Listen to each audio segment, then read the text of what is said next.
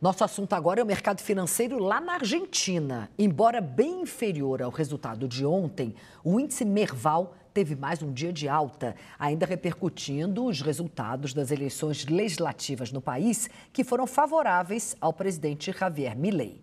A Bolsa de Buenos Aires subiu 5,59%. Já o peso não conseguiu sustentar a valorização em relação à moeda americana. O dólar subiu 5,79% nessa terça-feira, em comparação com o peso. Sobre o atual panorama da economia argentina, eu vou conversar agora com Paulo de Sora, ele é fundador da RPS Capital. Paulo, boa noite, obrigada por ter aceitado o nosso convite. Bom, a gente viu o peso se desvalorizando em relação ao dólar. A moeda argentina chegou no limite? A moeda argentina está perto do teto da banda estabelecida pelo governo lá, e, portanto, ela só vai romper essa banda se houver uma mudança no programa cambial do país, que o Javier Milei não disse que até agora vai fazer. Então, é provável que, se ela testar o teto da banda, o governo volte a intervir para defender a moeda. Mas o cenário é muito mais positivo para a Argentina depois das eleições desse final de semana. Se a gente olhar para a bolsa do país, uma alta super forte ontem, uma alta expressiva hoje, ainda tem fôlego para mais dias de alta? Eu sigo otimista, tá? Eu acho que a Argentina está passando por uma transformação secular. A sociedade argentina, pela segunda vez, votou, primeiro na eleição do Milei e agora nessa eleição legislativa, votou pelo programa macroeconômico de mudança do país. Então, são duas votações que sustentam o programa econômico que o Milei está implementando, liberal, no país. É um programa que já trouxe ganho de queda da inflação, uma melhora do superávit primário. A Argentina já tem contas equilibradas. É um país que nem é tão endividado. A Argentina tem uma relação de dívida-PIB de 40% contra, por exemplo, 80% que tem o Brasil. O problema da Argentina são os dólares. É um país que não acumulou dólares nos últimos anos. E agora, com essa ajuda dos Estados Unidos, quase que dando um seguro para a Argentina passar pelos próximos 2 anos até a nova eleição presidencial de 2027, eu acho que se cria uma condição estrutural de valorização dos ativos argentinos e de recuperação da economia argentina. Eu tenho traçado um paralelo entre o que está acontecendo com a Argentina hoje e o que aconteceu com o Brasil na década de 90, quando a gente implementou o Plano Real. Explica para a gente melhor esse paralelo. Onde você acha que a Argentina vai chegar? A Bolsa Brasileira, nos 13 anos que sucederam ao início do Plano Real, a Bolsa brasileira multiplicou por 10 vezes. E a Bolsa Argentina, desde que o Milei assumiu, subiu uma vez, né, 100%, né, multiplicou por 2. Então, se a trajetória for a mesma do Brasil, ainda teria múltiplas vezes para se valorizar. E eu acho que o fundamento da Argentina é muito sólido.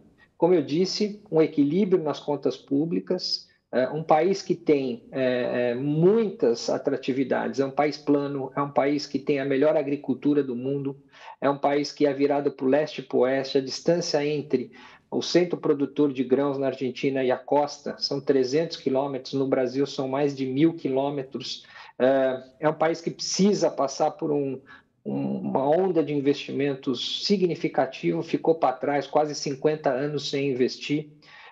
E com a política macroeconômica correta, com o povo aceitando o sacrifício como está para fazer essa transição das reformas estruturais que já começaram a ser implantadas na Argentina e que devem acelerar agora nessa segunda parte do mandato, com esse apoio popular que deu para ele uma sustentação significativa no parlamento.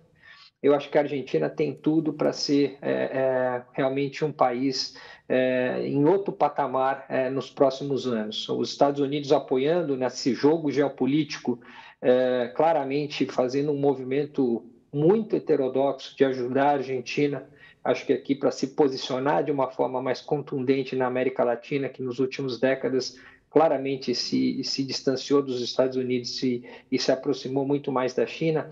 Eu acho que com todos esses ingredientes, eu acho que a gente pode sim traçar um cenário onde a Argentina volta a ser um país interessante para se investir, e eu até ouso dizer que se a Argentina conseguir atrair os dólares nos próximos anos, e tem uma variável muito importante nova que está acontecendo na Argentina que não aconteceu, por exemplo, no último governo reformista que aconteceu na Argentina, que foi o governo Macri, há 10 anos atrás, que é exatamente o setor de petróleo. A Argentina desenvolveu nos últimos 5, 6 anos o seu setor de petróleo através de uma província muito prolífera de energia que chama Vaca Morta. E a Argentina, que era um importador de energia nos últimos anos, passou a ser um exportador, e com os projetos já implementados em execução na Argentina, talvez a Argentina se transforme nos países mais importantes de exportação de energia. Isso tudo cria ingredientes interessantíssimos para a Argentina passar a ser um lugar muito interessante para se investir. Eu acho que é só o começo de uma trajetória que pode ser muito lucrativa para o povo argentino e para os investidores que investirem por lá. Vou passar para a pergunta do nosso analista Vinícius Torres Freire. Vinícius. A Argentina tem um problema imediato, né? Além de outros problemas de política macroeconômica e de falta de meios de fazer um programa de estabilização econômica, como o fato de não ter Banco Central, não ter política monetária, não ter um mercado de vida pública e todos esses requisitos básicos de política econômica, mas ela tem um problema imediato agora, que é um câmbio supervalorizado e uma estabilização ancorada num regime de câmbio administrado como uma banda que está fazendo com que o câmbio se valorize ainda mais. Isso impede que a Argentina tenha saldo comercial suficiente e cria o temor de que possa haver uma desvalorização maior, o que dificulta a entrada de capital. Como você acha que a Argentina vai resolver esse problema mais imediato que ela tem, que é a estabilização ancorada em banda cambial, que até o Bessent, até o secretário do Tesouro dos Estados Unidos está dizendo que eles têm que mudar? Trajetória, né? Ela começou com uma desvalorização importante que aconteceu no câmbio argentino agora em abril, de mais de 50%. Ele precisava ancorar, num primeiro momento, a desvalorização para ela, enfim, se acomodar dentro de um patamar, até porque a Argentina estava atacando a inflação e com câmbio descontrolado você não consegue combater a inflação, então já houve um realinhamento de preços importantes do câmbio. Desde lá, a moeda argentina já se desvalorizou mais, num ambiente onde o dólar americano está se desvalorizando contra todas as moedas. Se você olhar hoje o câmbio argentino nesse patamar de 1.470, 1.500, ele já é um câmbio relativamente competitivo. Na nossa conta, para paridade de preços, o câmbio argentino, para ficar realmente em linha com o histórico dos últimos 15 anos, deveria ser um câmbio na faixa de 1.600, ou seja, nós estamos falando aqui de uma desvalorização de talvez mais 5%, que não é dramática.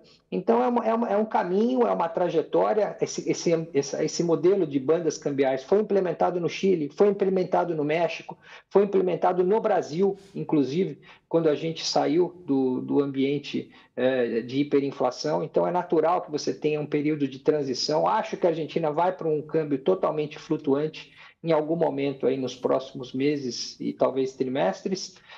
O que aconteceu recentemente foi que houve um ataque especulativo violento do povo argentino e dos bancos argentinos contra a moeda do país. O Banco Central argentino foi inteligente na hora que ele enxugou a liquidez dos bancos, porque em outros momentos de turbulência política e macroeconômica, os bancos desestabilizaram o sistema financeiro argentino. Tanto é verdade que com a vitória do Milei houve uma apreciação de quase 9% do câmbio na segunda-feira, ou seja, existia muita posição short, peso, esperando exatamente essa desvalorização que o governo não fez nesse primeiro momento.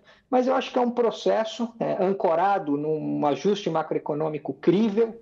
É o único país hoje que tem superávit consistente nas contas públicas, uma alavancagem que não é alta, que nem eu falei, 40% do PIB de alavancagem, é um dos países menos alavancados do mundo, e com a trajetória de fluxo de dólar que pode voltar com a confiança redobrada agora nessa segunda metade do governo Milei, eu acho que a Argentina tem grandes chances de conseguir finalmente sair dessas constantes crises que ela viveu nesses últimos 30 anos.